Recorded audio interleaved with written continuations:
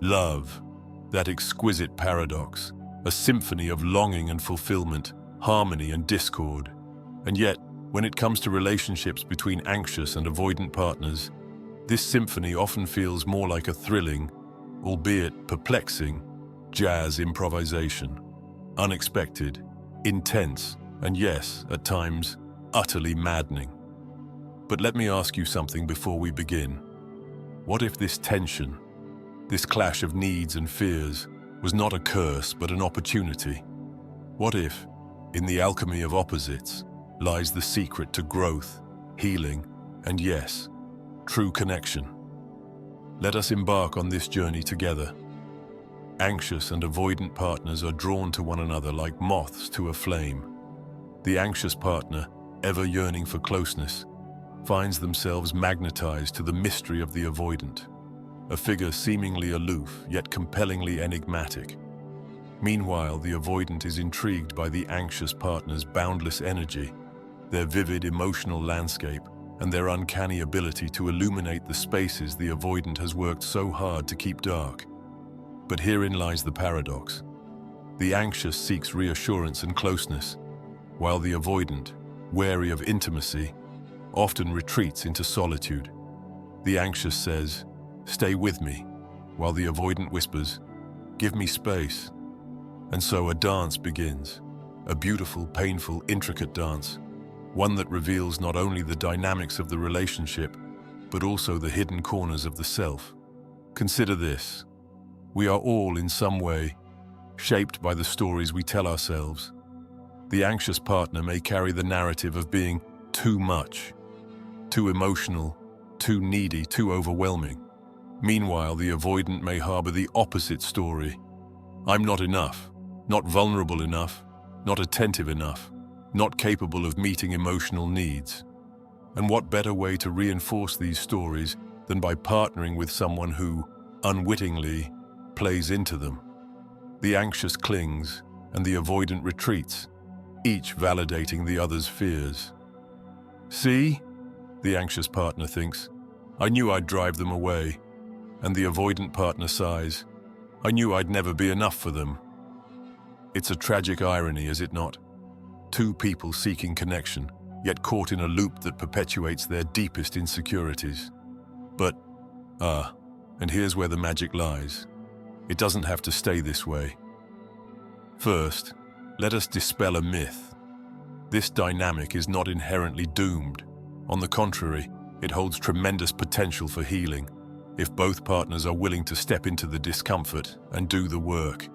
It begins with understanding. The anxious partner must recognize that the avoidance retreat is not necessarily rejection, but a response born of fear and self-preservation. The avoidant, in turn, must see that the anxious partner's pursuit is not an attack, but a plea for connection and reassurance.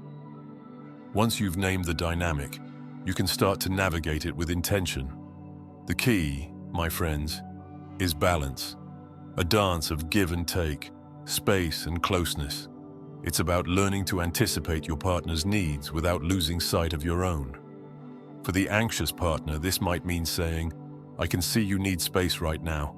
I'll give you that, but can you reassure me that you care about me? That will help me feel safe as we take this time apart." And for the avoidant, perhaps it's saying, "I want to be there for you, but I need a moment to gather my thoughts. Let me step away for a little while, and then I'll come back to this conversation ready to engage." Negotiation. A skill so vital, yet so often overlooked in matters of the heart. But it is here, in these small acts of compromise and empathy, that the seeds of a healthier relationship are sown. It is essential, too, to shift your perspective. Instead of viewing your differences as obstacles, see them as opportunities to grow. The anxious partner, with their deep capacity for connection, can teach the avoidant to embrace vulnerability. And the avoidant, with their grounding presence, can show the anxious partner the beauty of stillness and self-reliance. But let us be clear, this is not about changing your partner. It's about learning to honor each other's needs while staying true to your own. It's about holding space for the other's fears and desires, not as an act of martyrdom, but as a testament to love's transformative power. Of course, not every anxious avoidant pairing will succeed. It takes two willing participants, both committed to growth, to make this dynamic work. If one partner is unwilling or unable to meet you halfway, it may be wise to walk away. Not as an act of defeat, but as an affirmation of your own worth. But when both partners are willing to step into the discomfort, to face their fears, and to grow together, then you have the makings of something extraordinary. So, my dear viewer, if you find yourself in this intricate dance, take heart. The dynamic between anxious and avoidant partners is not a flaw, but a feature, a mirror reflecting your deepest truths and an invitation to transcend them. Embrace the paradox, lean into the tension, and remember, love is not about erasing differences, but about weaving them into a tapestry that is richer for its contrasts. And isn't that, after all, the essence of connection? To see and be seen, to know and be known, not as perfect beings, but as beautifully imperfect souls navigating the complexities of love together. Shall we?